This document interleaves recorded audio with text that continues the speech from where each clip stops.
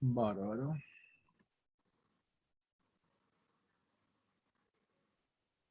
Bueno, gente, la última clase que estuvimos de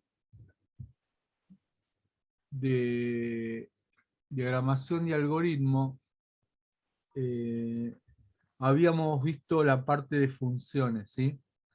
Lo que hoy vamos a ver un poquito es el tema de orientado a objetos, ¿sí? Un nuevo Bien, paradigma de la programación. Bueno, ya no tan nuevo, porque ya se viene usando bastante, pero es como el nuevo paradigma de todo lo que es esta parte de programación. Entonces, hoy lo que vamos a ver es primero qué es esto de orientado a objetos. Ustedes ya creo que vieron algo, ¿no? Bueno, los que estuvieron en sistemas.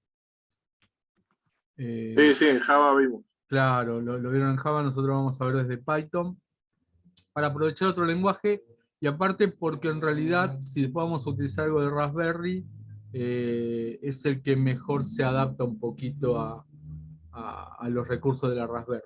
Por eso vemos desde el lado de Python. Bien. Vamos a repasar un poquitito cuáles son los conceptos, cuál es la idea esta de por qué el orientado a objetos, qué ventajas, desventajas un poco tiene con el antiguo paradigma, que es la parte de estructurado, ¿sí? Entonces vamos a ver lo que son las clases, los objetos, las instancias, la modularización, encapsulamiento, vamos a nombrar algo de herencia y polimorfismo, eso en realidad no lo vamos a ver tanto, ¿sí? Eh, pero sí la parte de clases, objetos, instancias, modularización. Eso sí lo vamos a ver un poquito más. Más que nada, repasar estos conceptos, pero como ustedes ya también saben, ver cómo esto se codifica en Python, ¿no? Porque vieron que también los lenguajes tienen su propia estructura y su sintaxis. Entonces lo que vamos a ver es desde el lado de Python. ¿Mm? Bueno, primero, los dos grandes paradigmas de la programación justamente era lo que les hablaba antes, ¿no? La programación orientada a procedimientos, o lo que también conocemos como programación estructurada, y la programación orientada a objetos.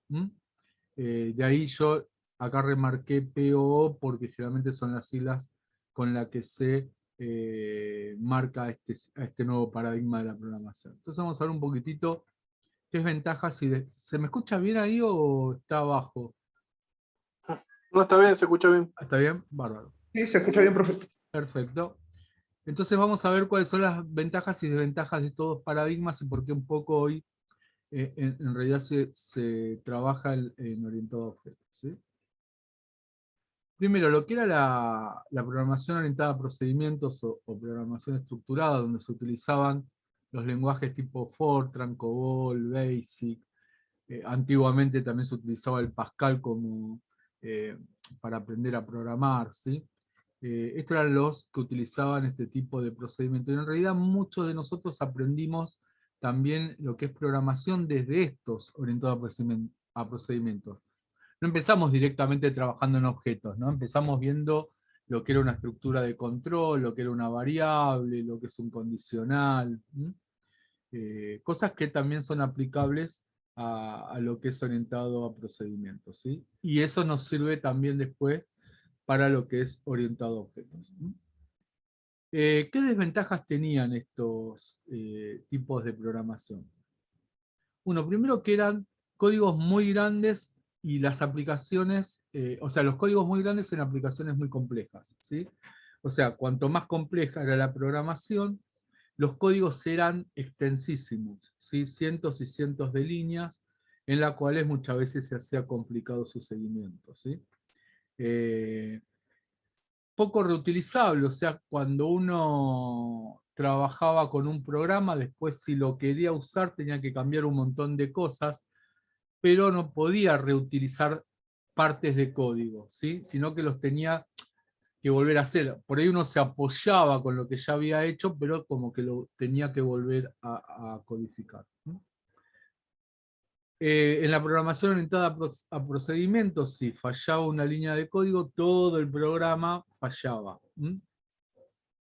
La aparición de lo que se llama código espagueti, El código Spaghetti era ese que cuando el comando muy utilizado en un código Spaghetti era el goto, por ejemplo, ¿no? Que uno eh, decía, bueno, a ver, si pasa tal cosa, volver a la línea, o sea, goto y línea tal, o a la parte del programa tal, ¿no?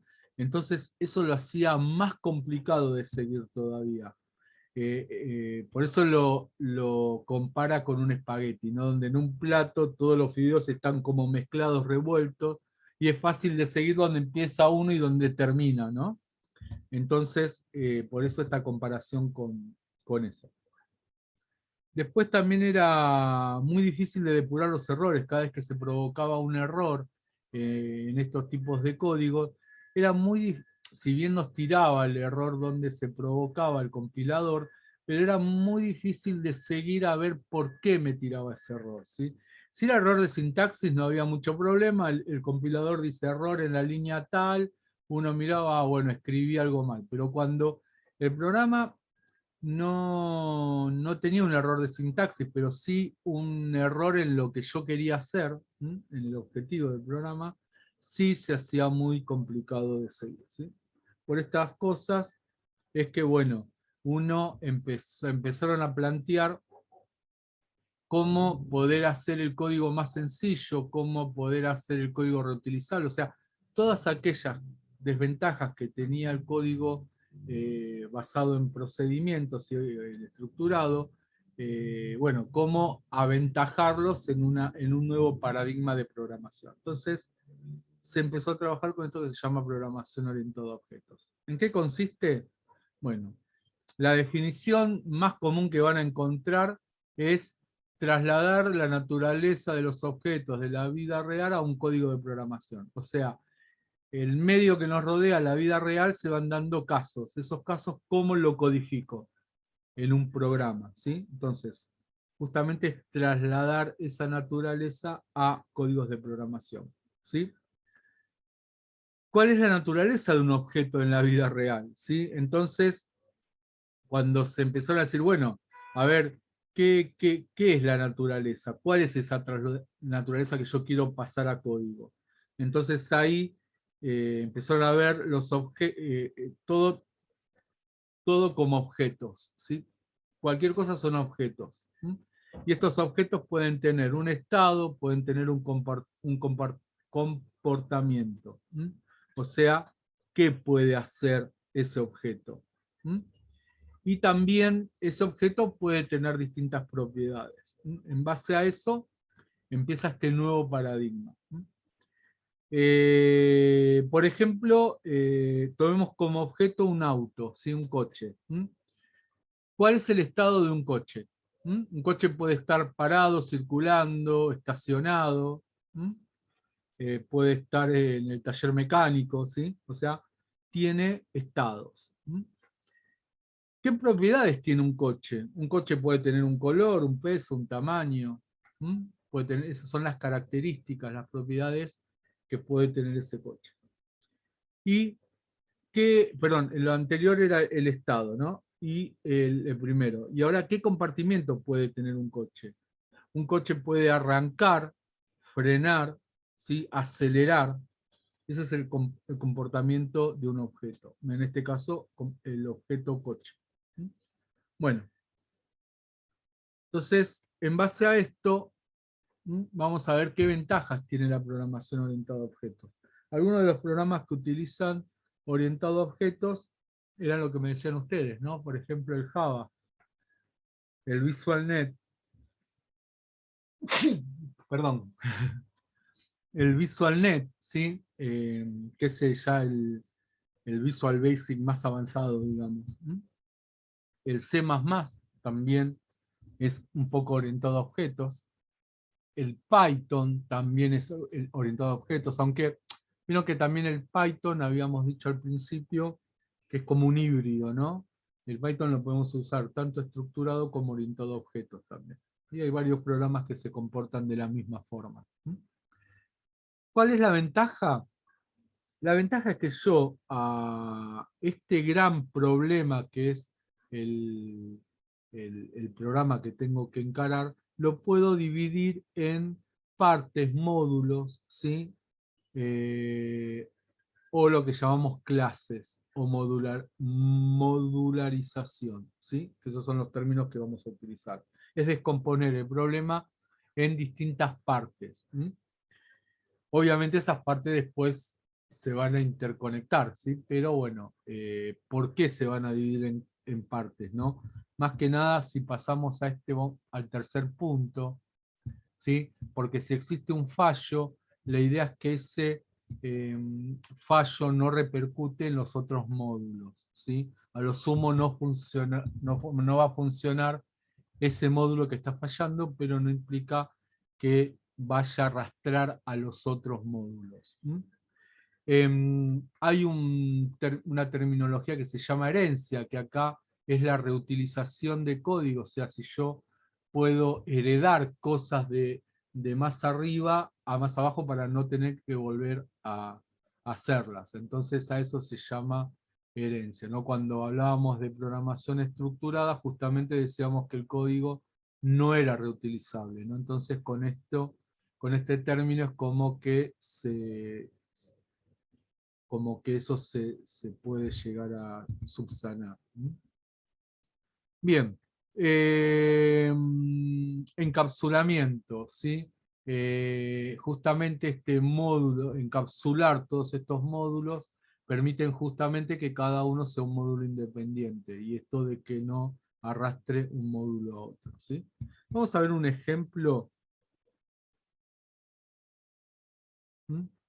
Eh, Vamos a ver que a la abstracción de esa vida real, ¿sí? La vamos a llamar clase, o sea, que es lo que empezamos definiendo, ¿no? Clases. Esa clase va a tener propiedades, ¿sí? Yo defino una clase, por ejemplo, que se llama vehículo. Esa clase va a tener objetos o instancias, que es, por ejemplo, un determinado objeto 1, un determinado objeto 2. Esa clase también va a tener atributos, que son las características de esos objetos, ¿sí? Cuando ya hablo de instanciar o de los objetos en sí, ya estoy hablando de objetos específicos. Los objetos que existen en el mundo real pueden ser conceptuales o físicos. Cuando hablamos de que son físicos, estamos hablando de vehículos, por ejemplo, ¿sí? Cuando son conceptuales, de algo que no es concreto, que es más abstracto.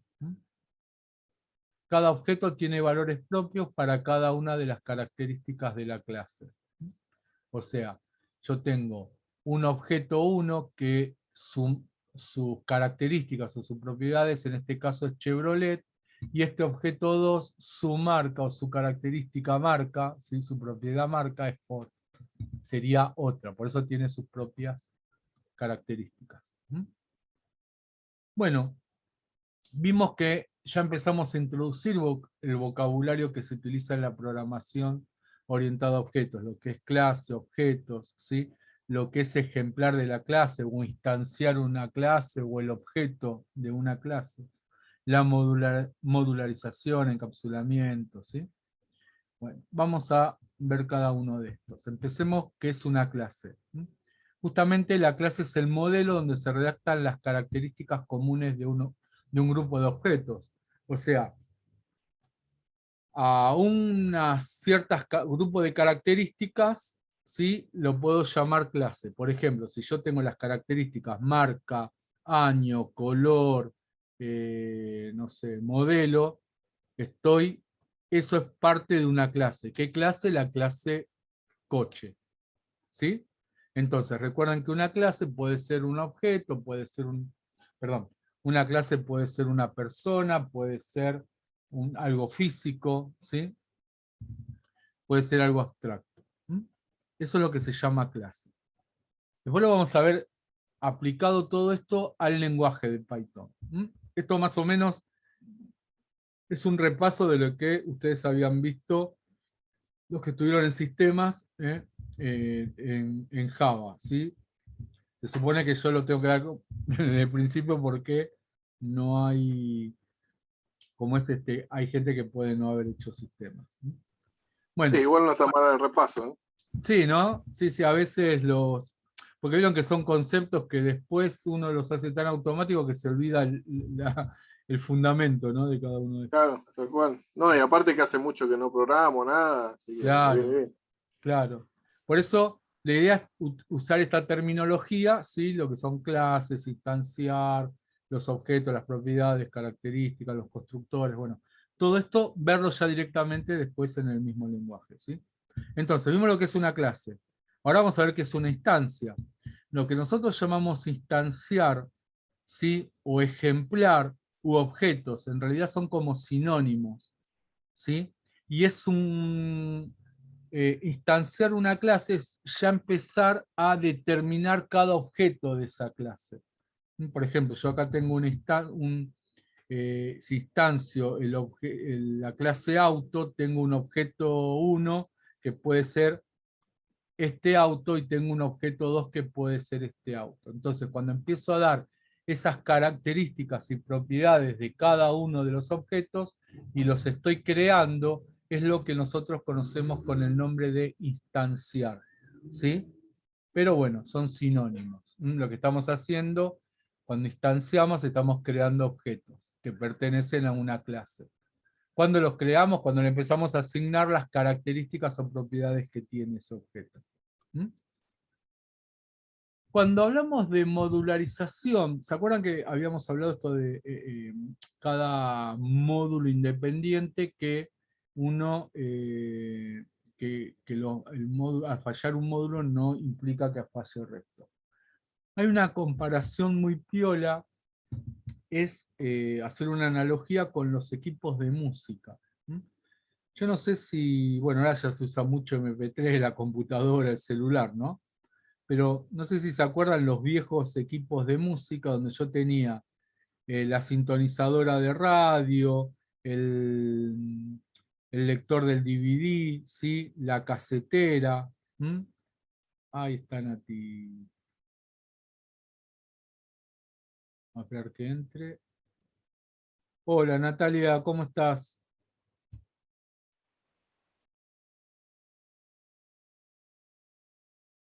¿Ahí nos escuchás, Nati?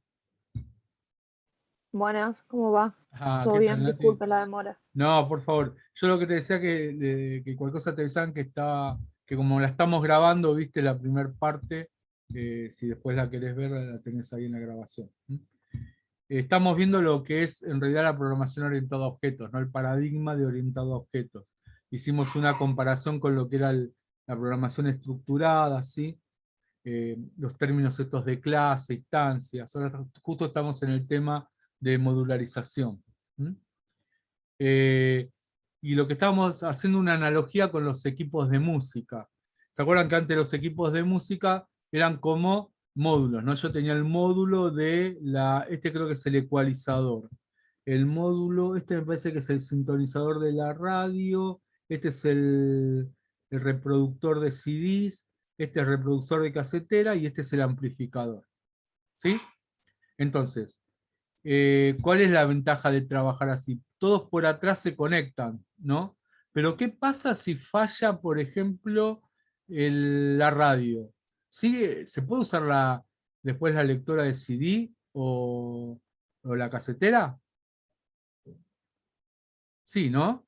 O sea, a lo sumo no me andará, Independiente. claro, claro, a lo sumo no me andará el módulo de la radio, pero los demás no fallan, o sea, pueden seguir funcionando. Bueno, justamente la idea de la modularización es esto, armar por módulos, ¿sí? Encapsularlos y que estos módulos sean independientes un módulo con el otro. O sea, si bien van a interactuar y van a trabajar en conjuntos, pero si el módulo falla, no me falla todo el programa. ¿Qué era lo que pasaba con la programación orientada, con la programación estructurada, ¿no? Me fallaba una línea de código y se caía todo el programa.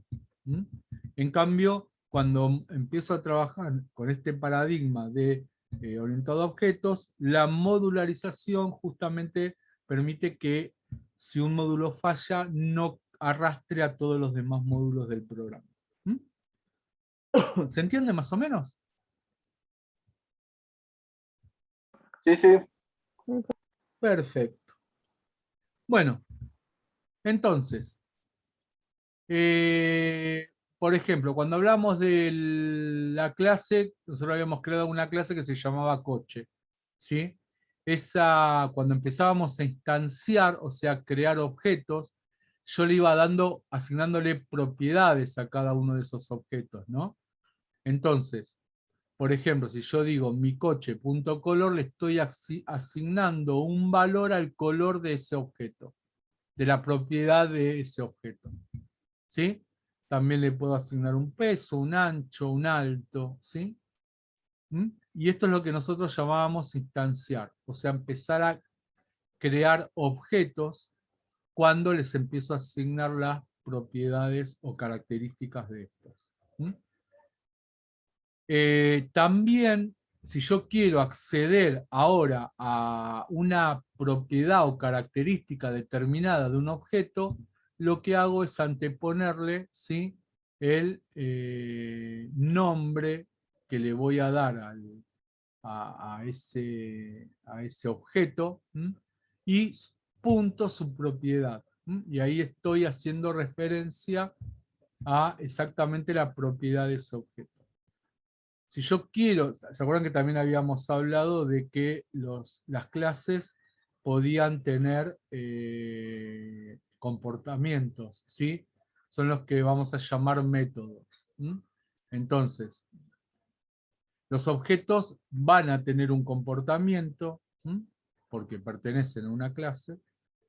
Ese comportamiento lo llamo también poniendo el nombre que le asigné, punto, el método que le asigné a ese comportamiento.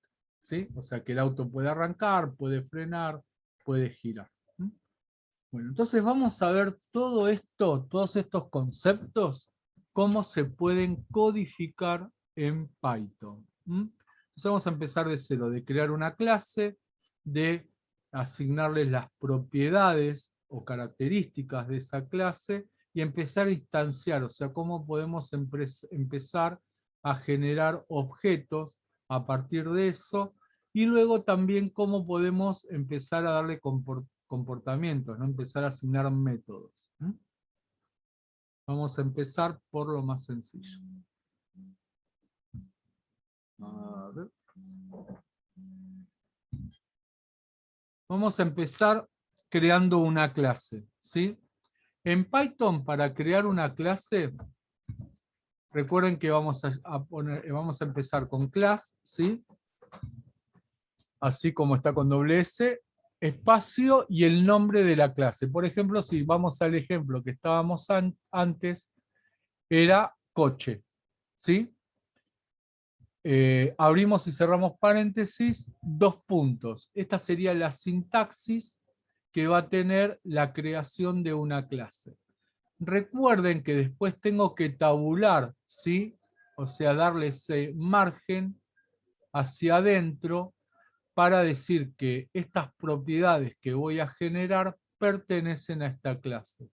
Recuerden que en Python, si no generan esto, les va a dar error, ¿sí? Por eso es que no lleva punto y coma, ni inicio y fin, ¿no? Sino que la tabulación es como que va dando esa pertenencia al comando de arriba. Entonces, creo una clase y le empiezo a asignar las características, o sea, las propiedades, ¿sí? El largo, el alto, la cantidad de ruedas. O sea, creo una clase. Esa clase me puede servir para varios objetos.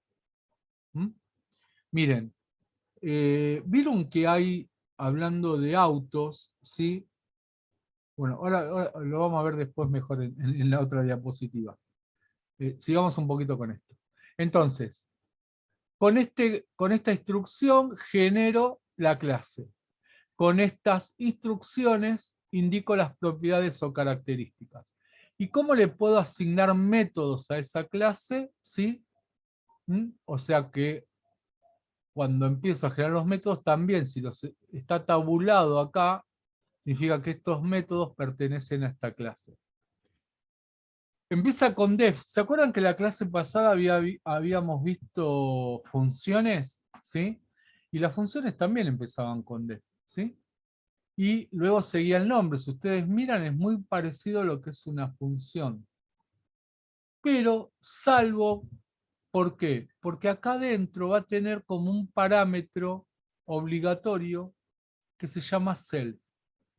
Este self hace que no sea una función cualquiera, sino que sea un método.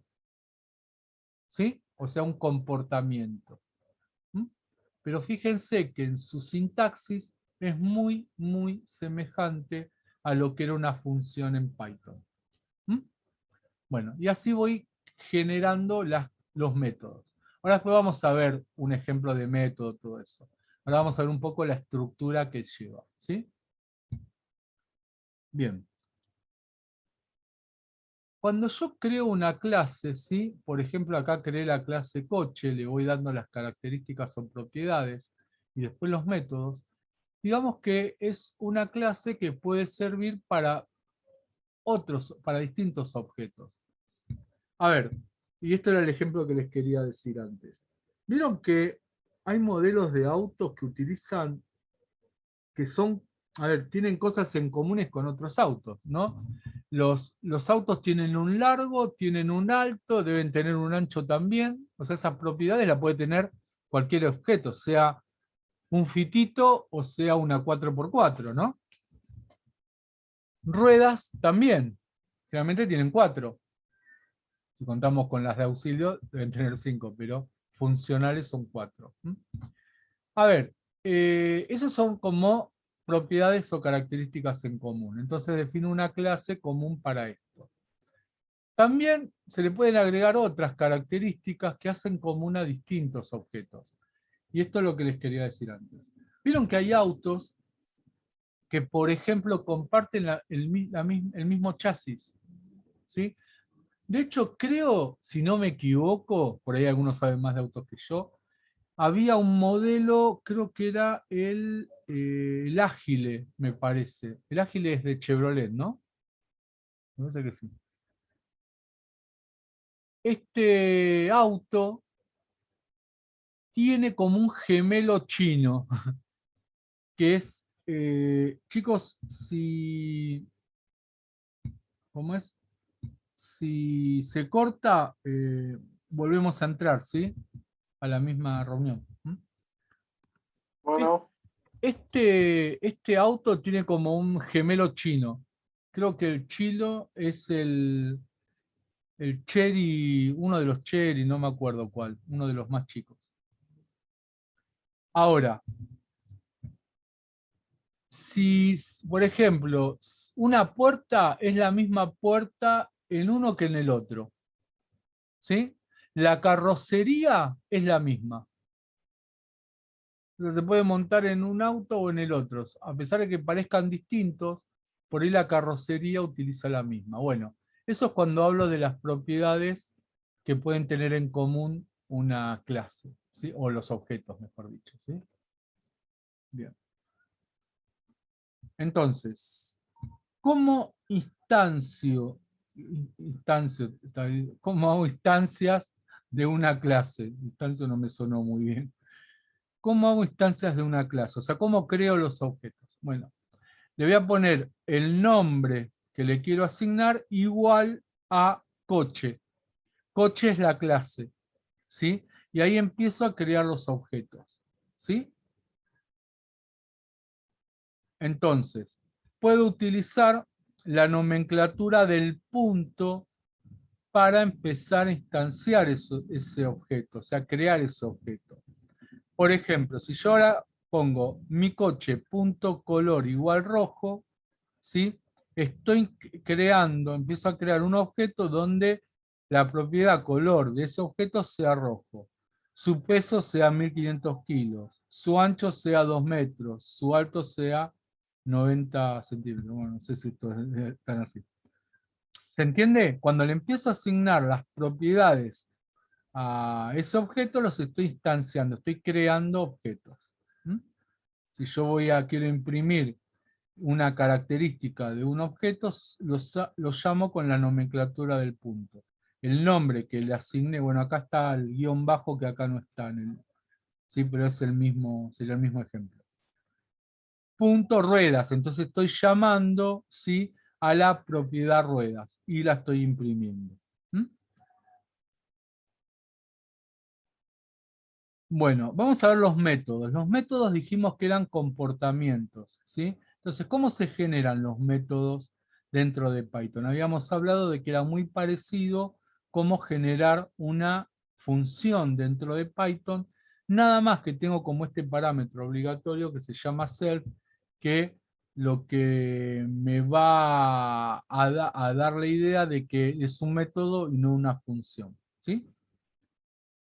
Self es un parámetro por defecto para poder acceder a las características de la clase. O sea que yo a través de self empiezo a entrar a las características de ese objeto, ¿sí?, como un parámetro en una función. Ahora, ¿cómo llamo al método? Bueno, llamo con el nombre que yo le había asignado a la clase, ¿sí? Yo en este caso le había puesto mi coche, es igual a la clase coche. ¿Y cómo llamo al método que tiene adentro la clase coche? Bueno, con el prefijo este que le había puesto acá adelante, punto, el nombre del método. ¿Sí? Y estoy llamando a esto. Tengan en cuenta que es muy parecido al funcionamiento a lo que es una función. ¿Sí? Como se llamaba la función, ¿se acuerdan? Nada más que trabaja en este caso con objetos. Pero es muy parecido. Miren, yo acá tengo la clase coche, armo las características que va a tener, y hay una de las características que se llama en marcha, que va a estar punto false. El método, en este caso, ¿sí?, lo que va a hacer es poner en marcha, cambiar el estado. Por ejemplo, de true lo pasa a false. ¿Sí? Entonces, cuando llame a este método, ya cambia el valor de una de las propiedades de la clase, que es en marcha. De false pasa a true. Vamos a verlo mejor acá. Por ejemplo, a ver, tengo la clase coche, las 4 propiedades, y acá voy a definir 2 métodos. Un método que se llama arrancar y otro método que se va a llamar estado. ¿Sí? Recuerden que los reconozco porque tienen el parámetro self. Por lo tanto, el parámetro, ¿se acuerdan que llamaba a las propiedades a través de self, ¿no?, del parámetro que pasa el método? Entonces, self punto en marcha ahora va a cambiar el valor de la propiedad, lo va a poner en false, cuando llame a este método. Este otro método me va a dar el estado. Si el estado está en marcha, o sea, si es en marcha, es true, ¿sí?, me va a retornar, este método va a retornar la siguiente frase: el coche está en marcha. Y si no, va a retornar el coche está parado. Bueno, acá yo armé la clase, las propiedades y los métodos. Ahora vamos a ver cómo lo llamamos a todo esto. Bueno, acá voy a decir que mi coche es igual a la clase coche. Entonces voy a trabajar con el método del punto de ahora en más. Entonces, bueno, si yo quiero imprimir la cantidad de ruedas, solamente pongo cantidad de ruedas literal, por eso está entre comillas, coma, ¿sí?, y llamo a la propiedad ruedas a través de la clase coche, que ahora se llama mi coche. ¿Sí? Entonces me va a devolver ¿cuánto? ¿Qué me devuelve acá esta impresión? A ver si me dicen ustedes. 4 te tiene que devolver. Exactamente, devuelve 4. Muy bien. Y ahora voy a llamar al método arrancar. ¿Sí? ¿Qué hace el método arrancar?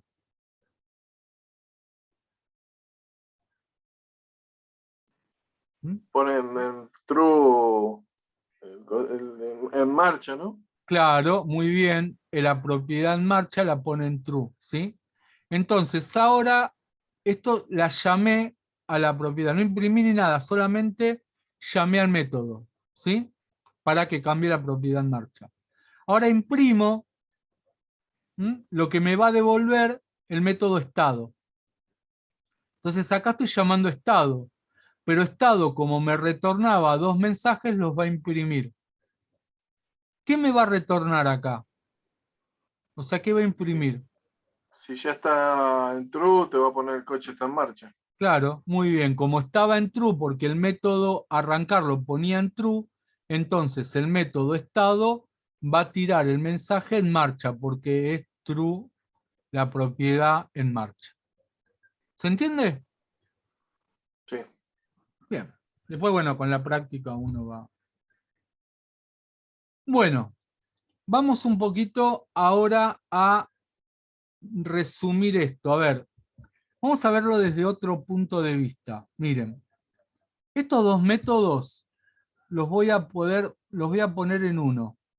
¿Sí? Estos dos métodos, arrancar y estado, lo voy a poner en un solo método que se llama arrancar. ¿Mm? Entonces, ¿para qué vamos a ver? Porque acá va a pasar un parámetro que se llama arrancamos. ¿Mm? Entonces, self, o sea, la propiedad en marcha de la clase, esta que está acá arriba, perdón, yo estoy marcando en mi otra pantalla. ¿Ven? Acá. ¿Mm? Este es arrancamos, va a ser un parámetro que le vamos a pasar a este método, desde afuera. Entonces, ahora la propiedad de la clase coche, que se llama en marcha, va a ser igual a arrancamos, que es lo que va a entrar como parámetro a este método. ¿Sí? Si eso que entró, si eso que entró es true, entonces va a devolver el coche está en marcha.